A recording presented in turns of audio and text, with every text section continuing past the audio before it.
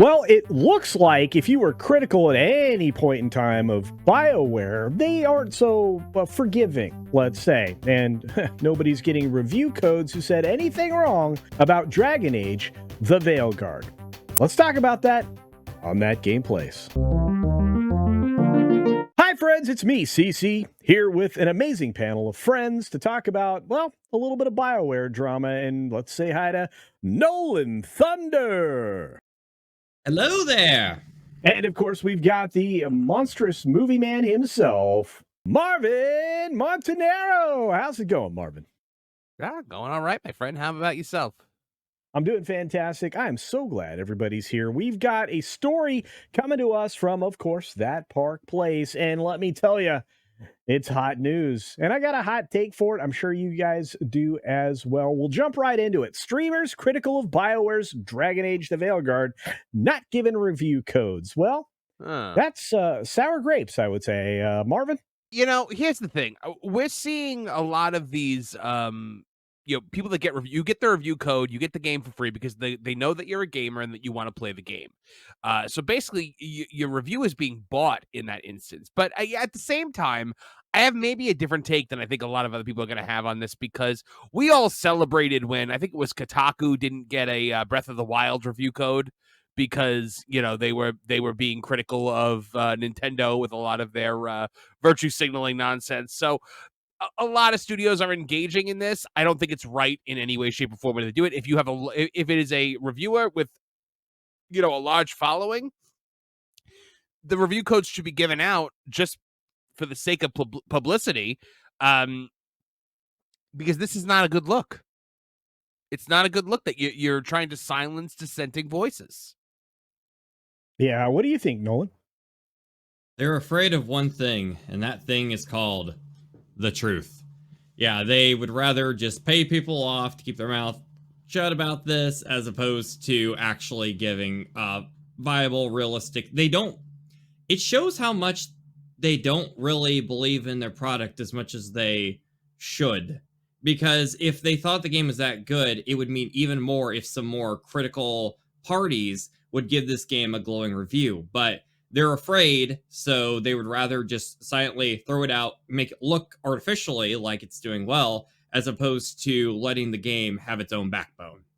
Yeah, and I think that that's been the biggest complaint that we've had for a long time. If you make something good, everybody will praise it. If you make something bad, then a certain number of people will say it's bad. But according to YouTuber Wolfheart FPS, at least 3 streamers and YouTubers that were critical of DragonAge the Veilguard during initial playtest have not been given review codes for the full game. And as you referred to it, Nolan, they aren't being bought off in this way. Chances are they will buy the game themselves, and we'll end up with a better articulated conversation around what they say than any of the other people that accepted the free code. At least that's my estimation. But Wolfheart FPS reported on X that 3 creators, myself included, were a bit more critical than others with our hands-on time with DragonAge the Veilguard.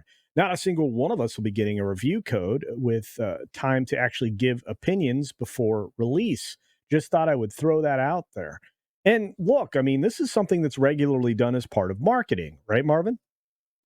Yeah, absolutely. Absolutely. It is a case of we've heard for a while now that the development team with this have got a good vibes only kind of mentality. They can't handle any kind of criticism. They can't handle any kind of dissension.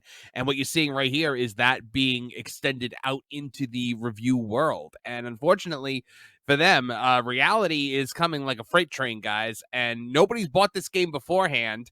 And I don't think the glowing reviews from your shills are going to make them buy it anymore. And once the game actually comes out and gets into the hand of people who are honest, you're going to have a hard time, which one of those people, by the way, right here, this guy right here, this monster.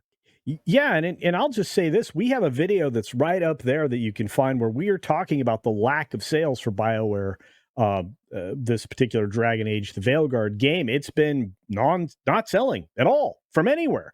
And it's not just us that's reporting this. We have many friends that kind of work together in this fellowship of gamers talking about the fact that there's nobody buying this. Now, Nolan, there was a subsequent post added to something because I like to talk to you for balance. And it says, please keep in mind, folks, that this does not mean that my more critical opinion is better or more truthful than those who have been more positive.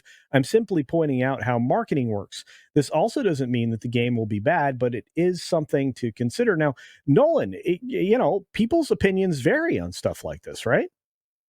Absolutely. Yeah, no, like it doesn't, this is by no means an early canary in the coal mine that this game is going to be awful or anything like that. This game could honestly come out and, unlike say Assassin's Creed, maybe it will just completely blindside everybody and it will be like a little bit of a sleeper game. I don't see that happening personally, but I don't think this can really represent that the game is garbage. But at the same time though, I kind of feel like it would be a better system as if like either no one's getting review copies or everybody has the chance to get review copies. Because if there's one thing I think consistently a lot of people don't like in life is bias. And if you're just kind of just picking just people you know are going to give you the answers you want, you're essentially getting yes men. And I don't mean any offense to the people who are, getting the early copies.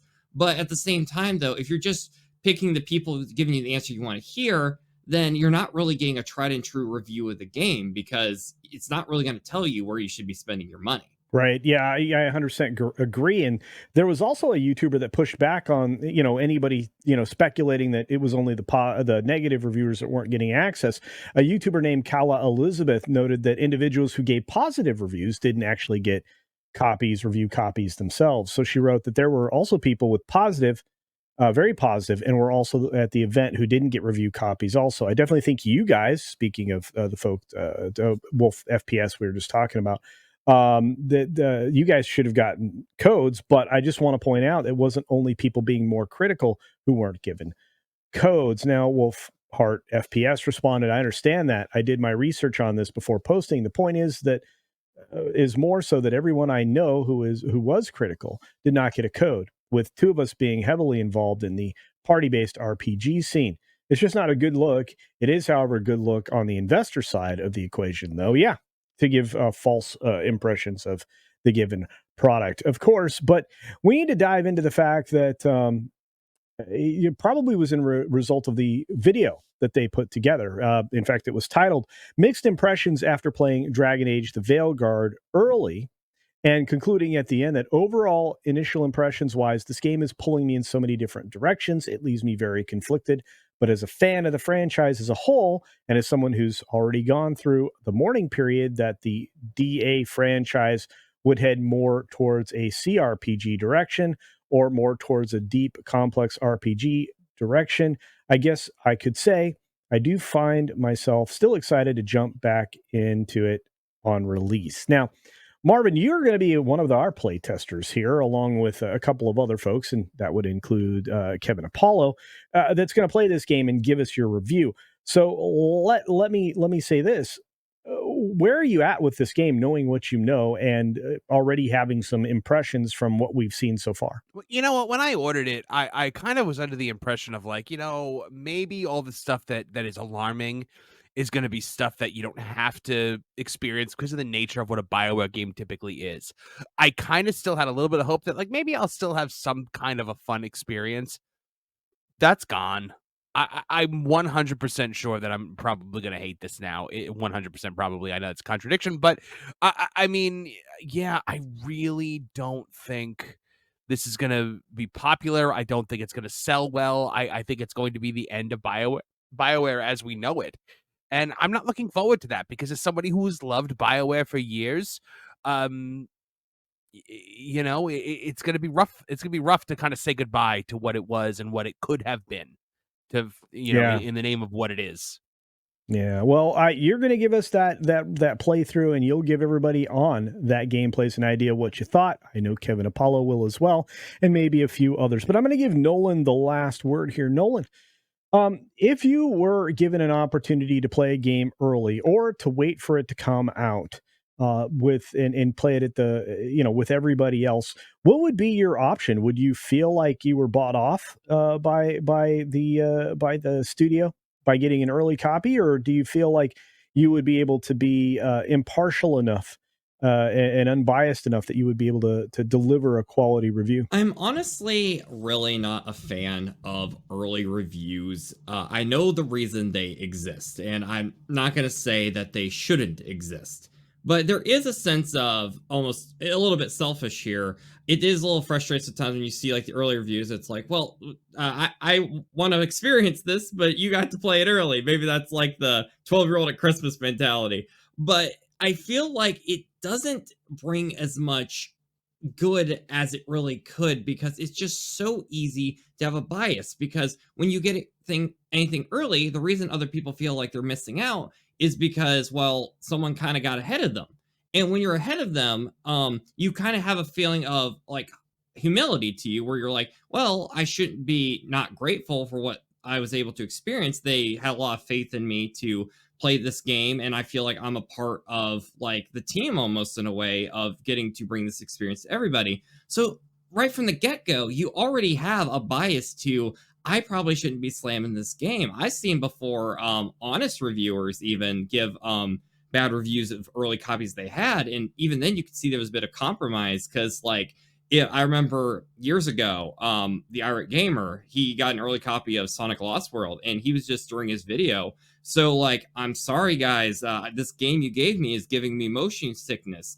And instead of like being able to go full on tried and true, you have to kind of feel almost sad of giving your opinion, which is why I feel like when you get early copies, there's nothing wrong with that. I am a fan of many people that do it, and I have a lot of respect for a lot of people that do it.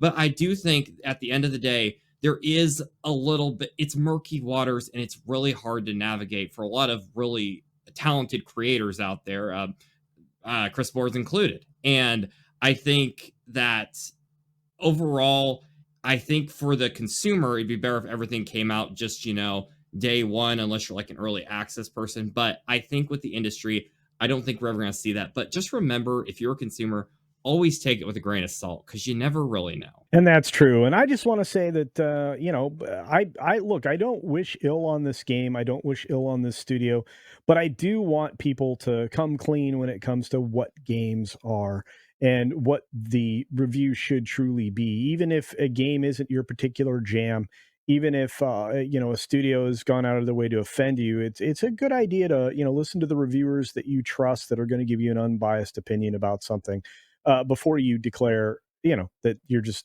completely uninterested. Now, coming out of this game, I will honestly admit that I am not interested, but I want to know, and we want to know, what you think. Do you think that certain reviewers and streamers out there not getting a review copy of this game because they did post some critical thoughts on an early playthrough is a sign of bad faith, or do you think that that's perfectly acceptable?